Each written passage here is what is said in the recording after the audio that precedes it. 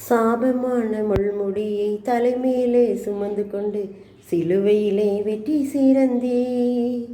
சாபமான முள்முடியை தலைமையிலே சுமந்து கொண்டு சிலுவையிலே வெற்றி சிறந்தே. ஐயா சிலுவையிலே வெற்றி சிறந்தே.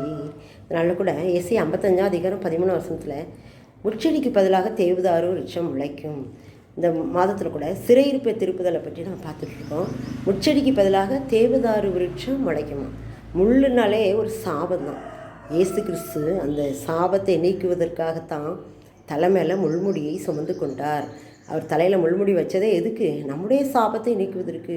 நம்முடைய குடும்ப சாபம், பரம்பரை சாபம், நம்முடைய வீட்டில் காணக்கூடிய சாபம் எல்லாம் அந்த முள் போல் இருக்கிறதெல்லாம் நீக்கி தேவதாரு விருட்சம் முளைக்க செய்கிற ஆண்டவர். அதனால் நம்மோடு அந்த வார்த்தையை கொடுக்குற முச்செடிக்கு பதிலாக தேவதாரு விருட்சம் முளைக்கும். இவ்வளோ ஒரு அருமையான வார்த்தை பார்த்திங்களா? நினச்சாலே ஆச்சரியமாக இருக்குது. ஒரு முள் இருக்கிற இடத்துல தேவதாரு விருட்சத்தை முளைக்க வைக்கிறது யாரால் முடியும்? கர்த்தரால் தான் முடியும்.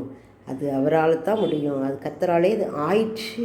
நம்முடைய வாழ்க்கையில் முள் போன்ற காரியங்கள் நம்மளை குத்திக்கிட்டே வேதனைப்படுத்திக்கிட்டே இருக்க எந்த காரியம்னாலும் சரி அவரிடத்துல சொல்லுங்கள். அவர் அதை சிலுவையில் வெற்றி சிறந்தார்லாம். அந்த சாபத்தை மாற்ற நமக்காகத்தான் முள்முடியை தலைமையில் ஏற்றுக்கொண்டார். அந்த முள்செடிக்கு பதிலாக தேவதாரு விருட்சத்தை முளைக்க செய்வார். நமக்கே ஆச்சரியமாக இருக்கும்.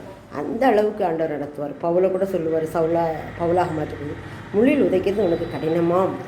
அப்போது ஆண்டவர் சொல்கிறாரு, அவங்களெல்லாம் மாற்ற என்னால் முடியும், என்கிட்ட ஒப்பு கொடுங்க அப்படின்னு சொல்லுவார். நாம் நம் வாழ்க்கையில் முள் போன்ற பிரச்சனை இருந்துன்னா அவர்கிட்ட ஒப்பு கொடுங்க.